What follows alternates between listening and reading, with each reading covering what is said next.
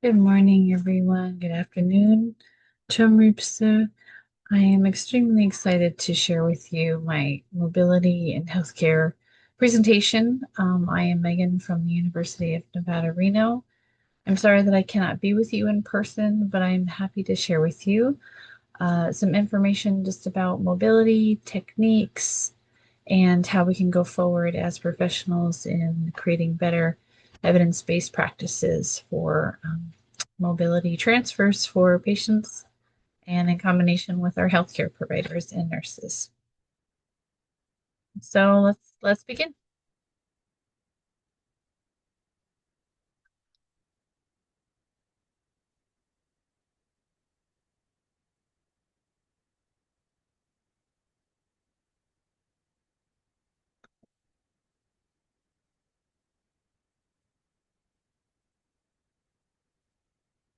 Again, hello, good day, and Jamupsu. A little bit about me. My name is MegClark, and I am a graduate student from the University of Nevada, Reno in the United States. I am so happy to, even though I'm not physically there, be here with you via Zoom. I have been a nurse for 4 years now, and I specialize mainly in women's health services, obstetrics, and gynecology. And I do have experience, however, in a nonprofit clinic where helped with serving a pediatric population, so our small children and our older adults, serving primary care services. I also served as a nurse facilitator connecting with preceptors for nurses to students. So I also have a higher education experience as well. So currently, I'm in the United States in an area called Henderson, Nevada, and I have my husband, two children, and plenty of cats. We have five cats at home, so I enjoy hiking and being outdoors. So that's just a little bit about me. I do feel very privileged to be able to still share with you, even though not physically being there. I'm excited I can still share with you my presentation and what I've researched here, global information about mobility.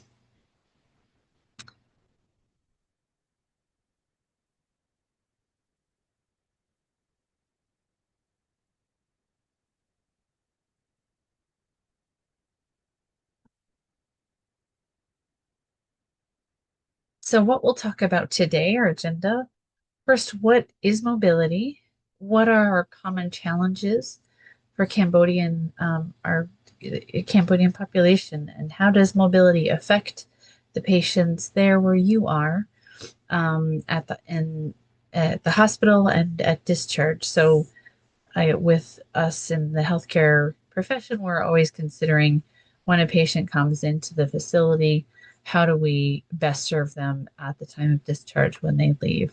Um, how can also nurses or doctors help the patients at the bedside? So, how can we as healthcare providers assist our patients at the bedside to be autonomous and have as much mobility as possible with whatever that particular patient's capabilities are?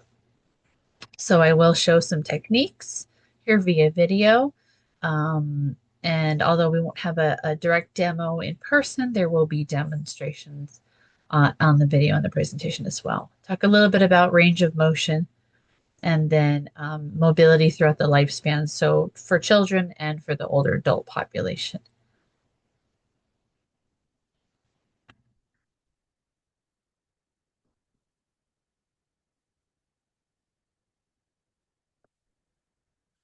We'll also talk about encouraging family assistance and support.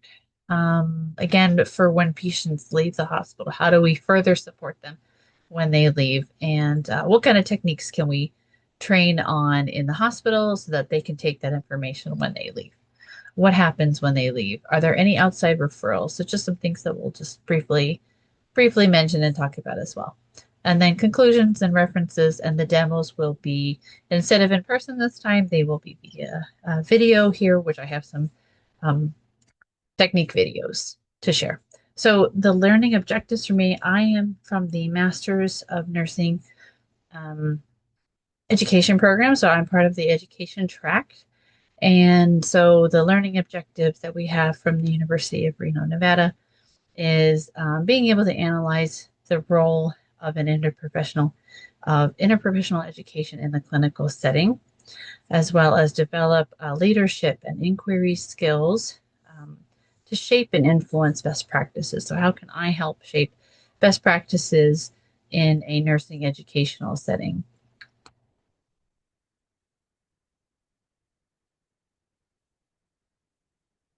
My goal here is to be able to share educational information for healthcare and clinical professionals, as well as among the higher education and in the patient realm as well. So let's get started. Importance of mobility in healthcare. What is the importance? What is mobility? Mobility definitions and impact. There are different, it means different things to different people. So mobility um, from the World Health Organization from 2020, they indirectly talk about how mobility lets a person do what they value. So if it allows a person to walk even just a few feet outside of their bed, that is mobility for them. If it means they can hop into a car, into a tuk-tuk to be able to move across the state, move across the country, move across just in their local area, that may be mobility for them. So it does mean different things to different people. And according to Bouchon et al., some research that I did, he also states, this group also states that movement can be all forms, whether it's in a body or in a vehicle. And what are these impacts? What kind of impacts does this have on population? Various populations increased mobility affects overall recovery. So if they recover, have mobility access, and are given opportunities in the healthcare facility, that can hopefully create shorter lengths of stay in the hospital, as well as giving them more capabilities outside when they leave at discharge. Mobility is essential. So for across all ages, it provides autonomy, especially for healthy aging individuals, our geriatric population. And the World Health Organization emphasizes this point that, especially for older adults and across all ages, mobility should be um, uh, assisted as much as possible to create autonomous individuals, to let people have them be move as much as they can on their own. So, what have research so far? Common mobility challenges for Cambodian citizens. We have internal factors. So, what's happening, um, within. So, the aging population, there are higher rates of those with disabilities, according to the National Strategic Plan as well, trying to reduce rates of disabilities. There's post-stroke disability, individuals with disabilities as well as musculoskeletal conditions. Do they have any spinal cord issues? And there are reported road accidents, often road accidents, that is affecting mobility for Cambodian residents in the community. So I don't know if you wanted to take this time perhaps to talk. Do you have any stories to share about mobility? Um, any stories or incidences that you have, and you can take this time to pause here and share among yourselves, and if there was anything to share on mobility in general from the nursing and the provider perspective. What have you seen?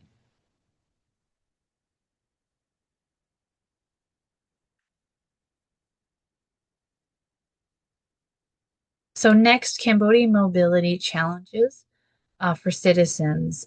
There are also these additionally socioeconomic barriers. Are there any restricted access?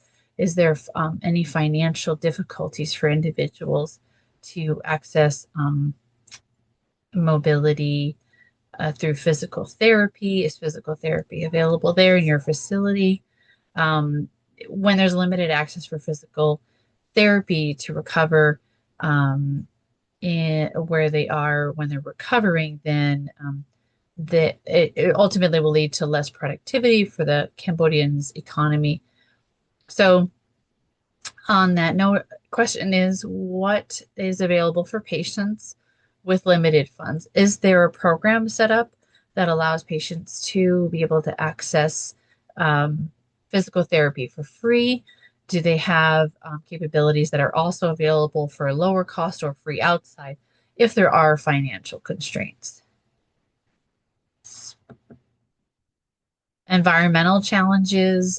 We talked about the road accidents and road conditions that also can limit the capabilities for patients and their families when they return home.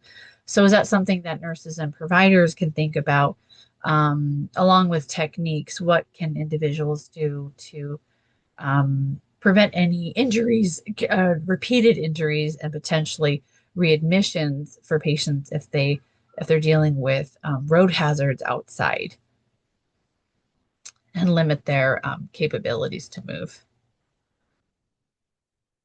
So now let's talk about the healthcare providers and um, directly within the facility. How can we provide safety and what needs can we provide as well as review our techniques? So safety, let's talk about safety, movement, and access. We have modern devices. We have wheelchairs, we have canes, we have um, walkers, and I'm assuming I understand some of these are available within your facility. So evidence-based physical movement and the tools that we can use to help physical movement, such as the walkers and wheelchairs and transfer devices, provide scientifically proven mobility improvement. So as much as we can utilize these devices to assist individuals, thinking of it as an extension of their body so that they can move as much as they would desire to and would like to. And research says collaboratively, um, literature by et al. And other resources agree patient mobility is important and should be accessible to all. It does affect ultimately quality of life and finances across the hospital organization as well as for the economy and for patients. So let's think about our patient safety considerations before any techniques of movement or mobility. Assessing pain. So assessing pain is extremely important first. The patient and any pain that they have may need to be assisted if there's any medication to help with mobility. So it will encourage them if they have less pain, then they feel more comfortable to move. Are there analgesics available within the facility there? Um, Maybe a combination of traditional medicine, Cambodian medicine, as well as Western pharmaceuticals that together, depending on the patient's preferences, can assist them in assisting with pain, any herbs. So I wasn't sure what may be available, but if there's something to just first assess the nurses and doctors providing pain assessment before movement is encouraged, that will assist the patient to hopefully have the desire to move. So our best practices and techniques for movement, as mentioned before, assessing pain, um, and on the staff for your nurses and staff there, are there any is there any transfer or body movement training that's provided? And if not, maybe something to consider training for our staff to keep good body movement posture to save, not only help our patients, but keep us safe and healthy so that when we do not injure ourselves as well. So there are injuries, many reported injuries every year. They can lead to uh, reduce staff availability if someone has to leave because they have an injury. So, healthy body mechanics prevent injuries and can be costly if staff have to leave for some reason. So, considering our own as healthcare providers, um, mechanics in order to have good body posture and to help our patients as best we can, as well as protect us. So now let's just jump right into our techniques.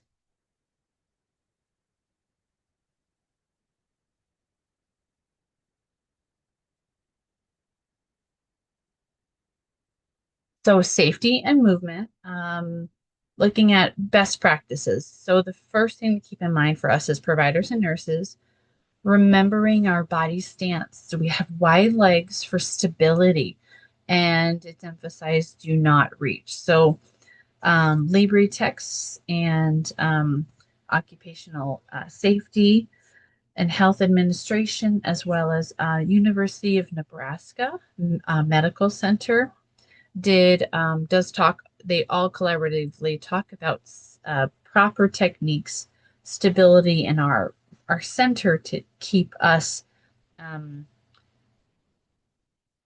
in the best position to help our patients and not hurt ourselves. So strong legs, rock forward and backwards when you need to, having wide legs apart, just like you see in the picture below. Especially when pulling your patient backwards, having your leg back for stability. And considering using a gait belt, we use a gait belt to assist patients for moving and staying close to the patient, staying really close so that we have the best body center of gravity and we can better work with our patients that way.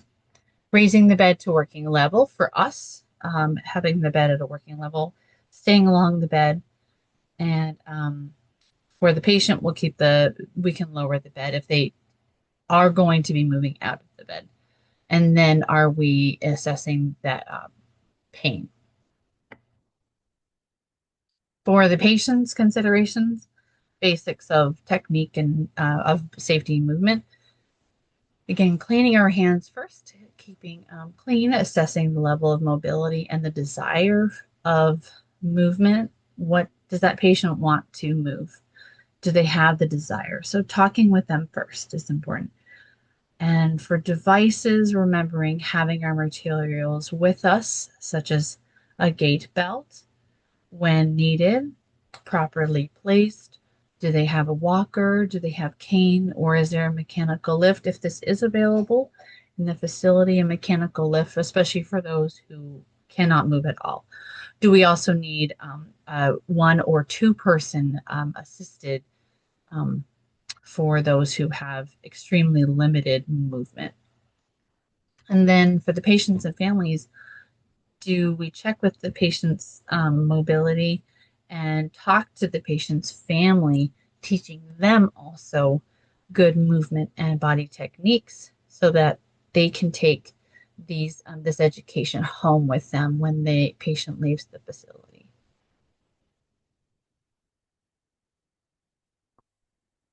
So one more thing to keep in mind, always transferring patients to their strongest side, rocking and pulling motion rather than lifting with the gait belt. So if you have to lift the gait belt, having our hands cupped underneath so that they don't fall. So having the hands underneath the gait belt itself and not lifting straight up, but just rocking forward in order to pull them um, and reduce any pain on the patient's end and for the instability for the provider.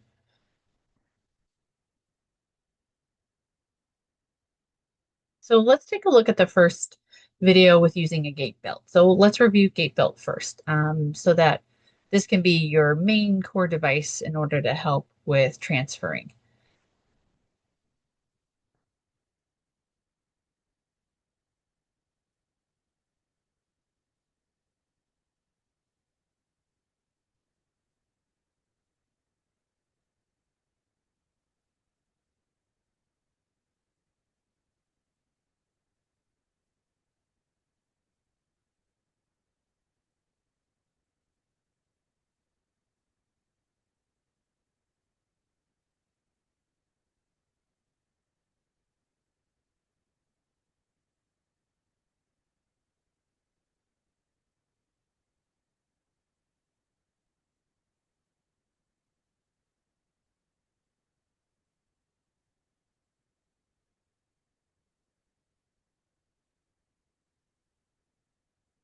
I'll try that one more time.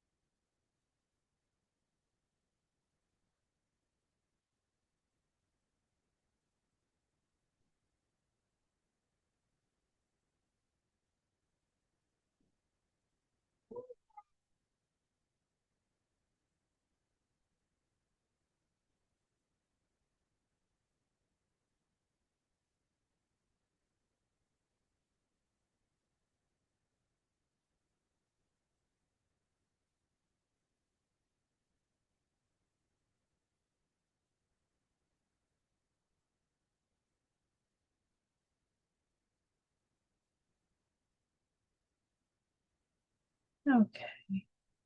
Next,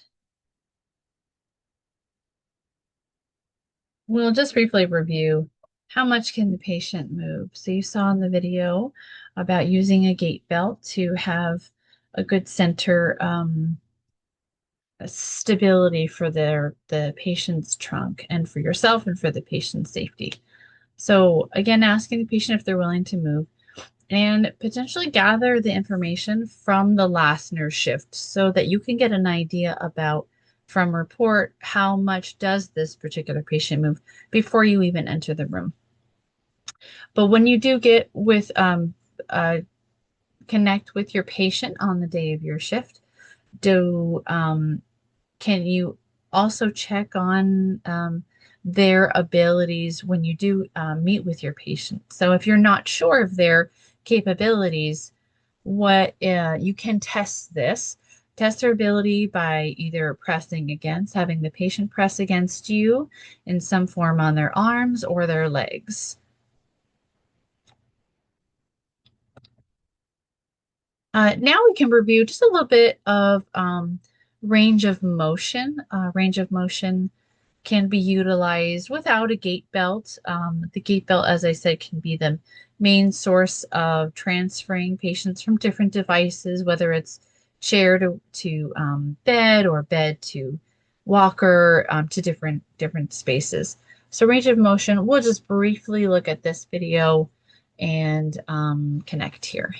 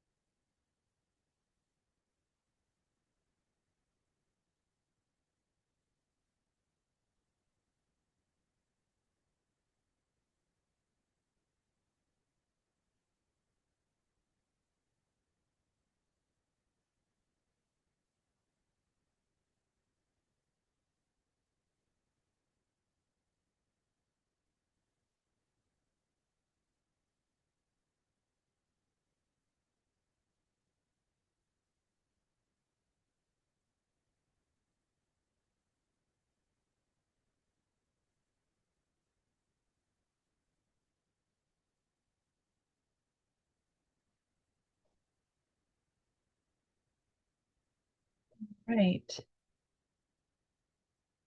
Next, let's take a look at another technique, and this time for sitting up into the bed. So, hospital best practices techniques for lying down in the bed, so supine up to sitting into the bed. So, this could be 1 to 2 nurse or provider assisted. We can raise the bed to working level for our for the nurse provider considerations for us to work at a healthy, stable level. to prevent back injuries. Assess again how mobile the patient is. Having the patient do as much as possible on their own before we assist too much. And asking them to help if they can. And then stand close along the bed.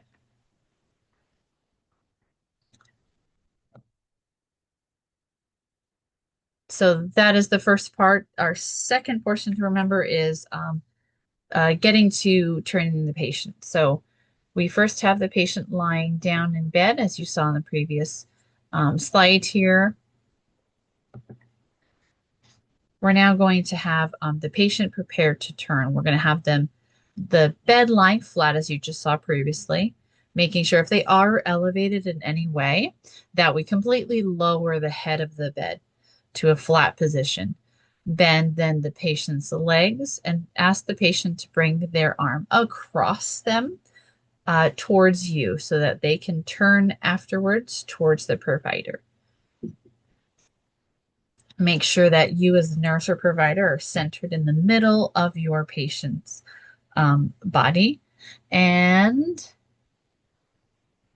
uh, then when they go to lift up, have the patient that where their arm was crossed, push off of the bed to lift to the sitting position, placing your hand on the shoulder afterwards, making sure that their knees are now at a 90-degree angle here, right? Going 90-degree angle, and that the bed is then lowered to where the patient's feet are flat on the floor.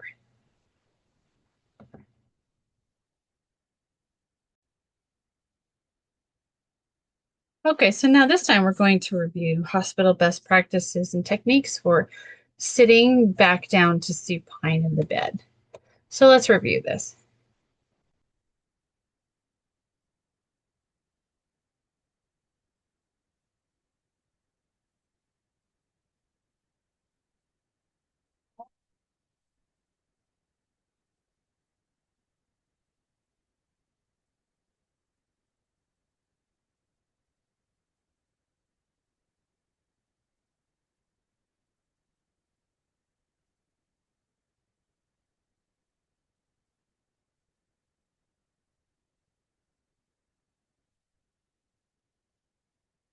Let me pause that here and we'll start again.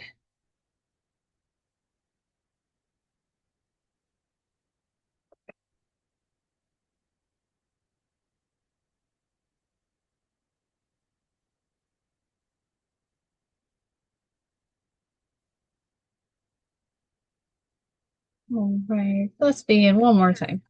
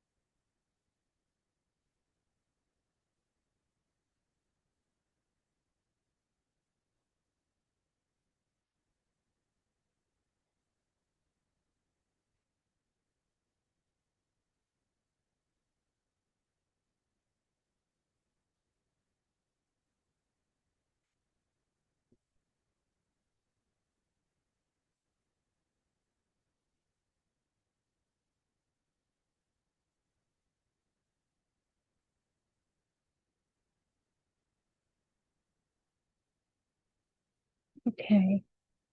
So let's move on to the next um, item of transfer. So transfer to a wheelchair.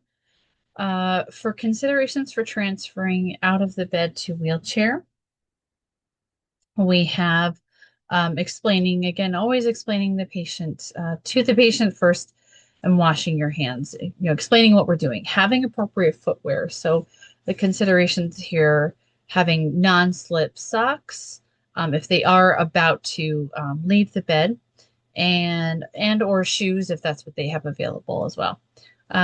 Lowering the bed to an appropriate safe level for the patient to leave the bed while their feet are safely flat on the floor, and bringing the patient's wheelchair locked in position and at a slight angle right next to the bed and along the strong side for the patient.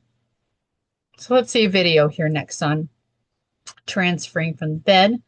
As you saw earlier in the previous slide of um, supine, so lying down to sitting. Now we'll see the sitting up to a wheelchair and transferring to wheelchair.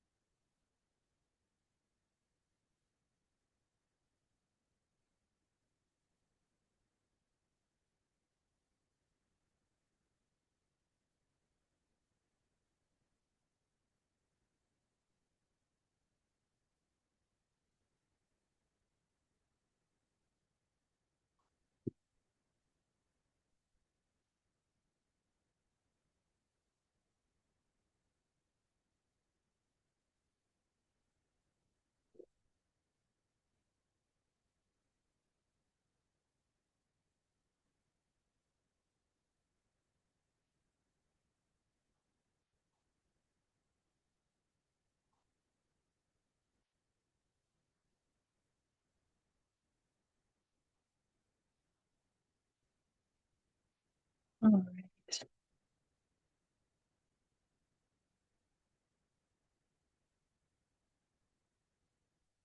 Now let's look at transferring back from the chair to the bed, and then we'll move on to falls prevention and patient safety if there is a fall that occurs.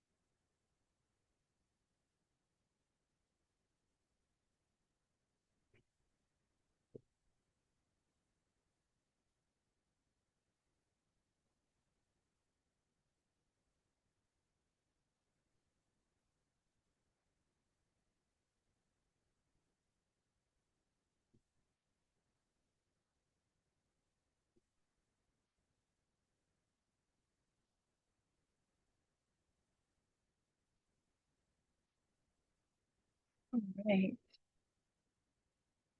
Next, let's take a look at our fall prevention and patient safety if a fall may occur.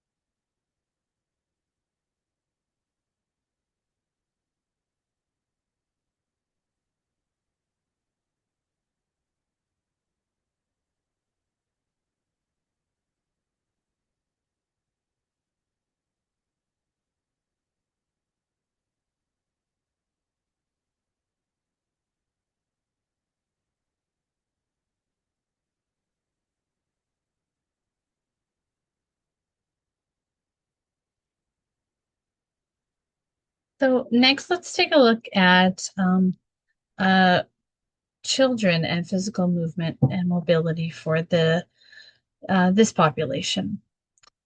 So according to the Journal of Pediatrics, um, ICU and so our intensive care units settings for children and adults, there is a growing body of evidence that demonstrates movement, safety, efficacy, and cost effectiveness of early mobilization is extremely important for critically ill adults and children. So for children, we saw previously in the previous slides, we saw adult mobility transfers and movement techniques. But children, we can apply a little bit of different techniques, more so weight considerations and capabilities are maybe a little bit different. And for the desire for children to move, there may be different techniques utilized, such as trying using games or pictures to encourage movement. Um, Medications, obviously, we have different dosing and different amounts and techniques for pain relief. So these are just some extra considerations for children. So let's take a look at this video from Dr. Ann Wolf, physical therapist, on movement of children.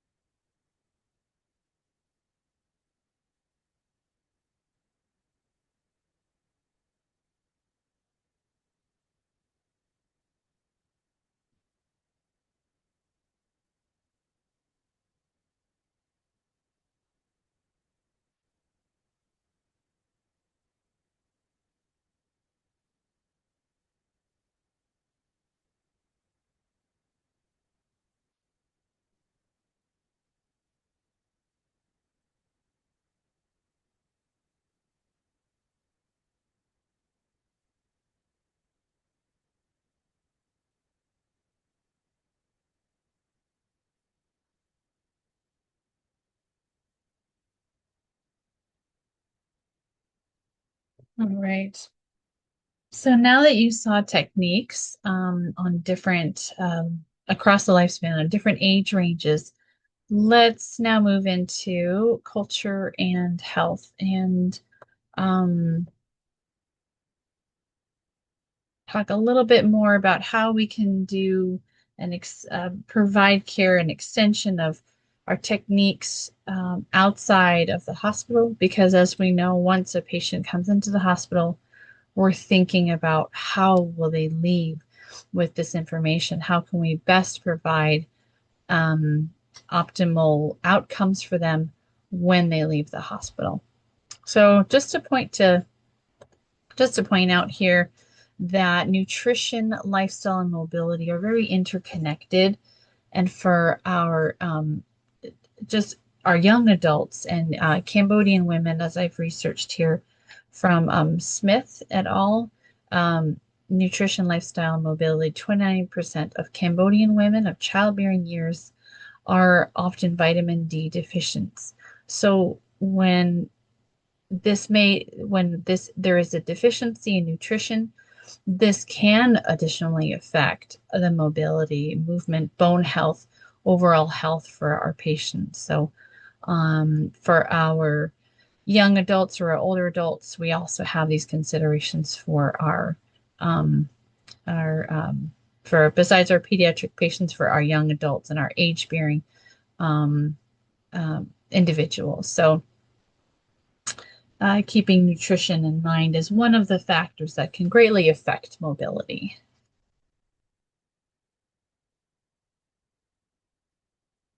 So, what resources now, if the patients have been well educated, transferred correctly with techniques, how can we now help them when they do leave? Providing educational materials, do we have guides? Do we have additional videos that we can share with patients to support them and the families that are caring for our patients and are greatly interconnected?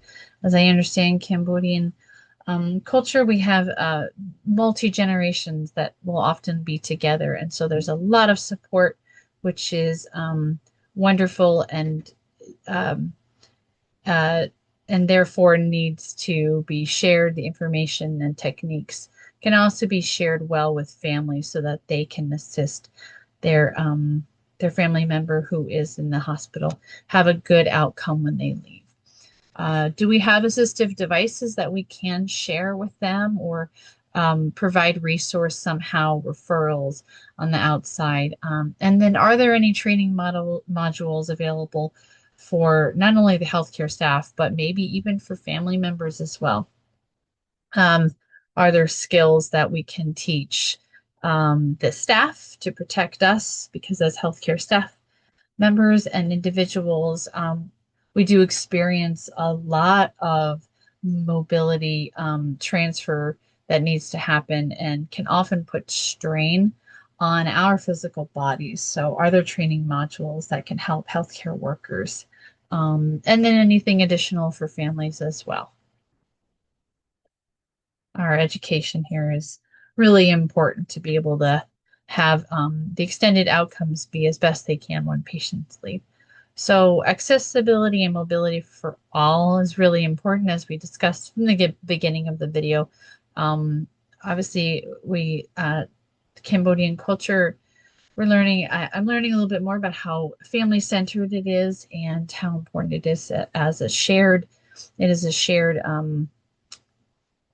uh, all mobility issues are shared with the whole family. So, um, what I have discovered from looking at um, the Office of Development for Cambodia, we have community support that potentially can create even better outpatient outcomes. So the vision of the new National Disability Strategic Plan for the range of the 24 to 2028. This was developed in 2025, is that persons with disabilities of all ages and types of disabilities and their families live in good quality in all aspects. So to extend this for home, we can promote home exercises, motivate families with support. Are there any classes that we can refer individuals to and instruct them on demonstrations and continue physical therapy or home techniques for mobility with their families at home, utilizing simple and safe techniques to share.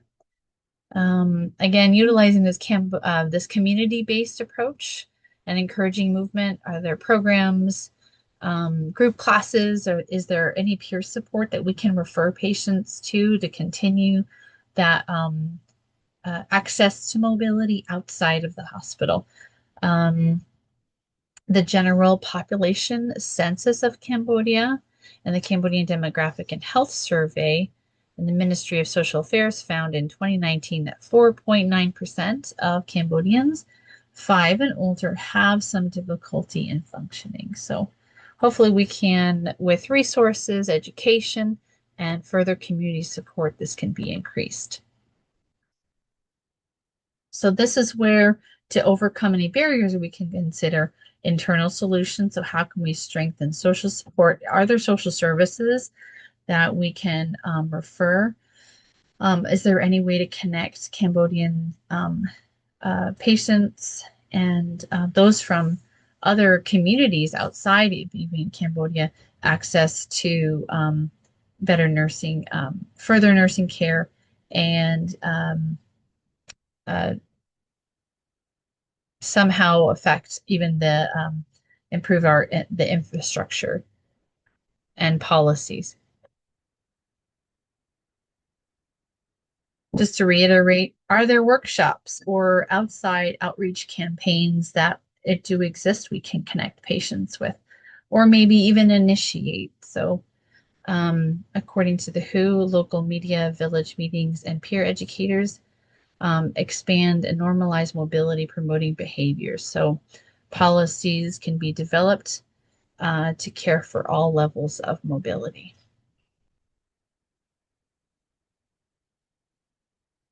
And then considering um, outside of the hospital, obviously we have a collectivist caregiving, uh, community-based healing. It is wonderfully shared by families. There's a lot of support.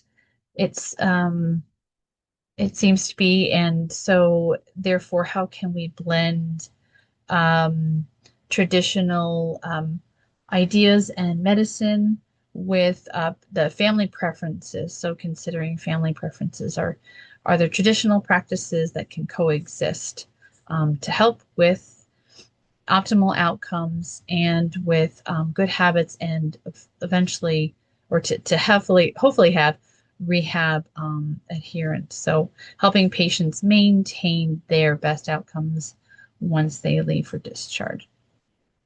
So in conclusion, empowering mobility, obviously we talked throughout this presentation, the ultimate goal is to have patients have better outcomes, immediately thinking of their discharge once they arrive, but having them have the most control and autonomy of their own capabilities and care. And we as healthcare providers and staff can assist them with not only practicing good techniques for our bodies to protect us, reduce injuries for staff, but additionally teach and educate the patients and their surrounding support groups and families so that they can continue with their mobility access and capabilities once they leave.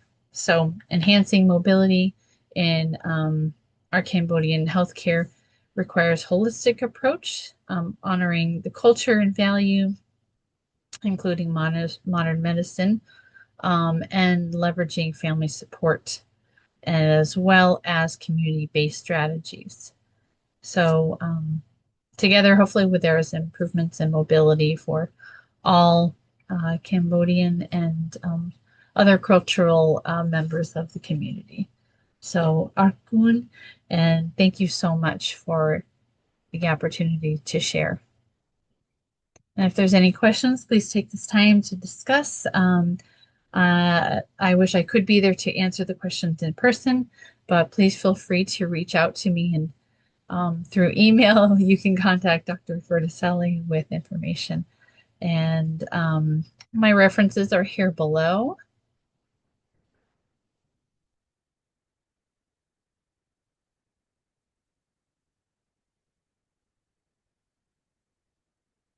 Thank you so much and have a wonderful time with the University of Nevada Reno students. So thank you so much.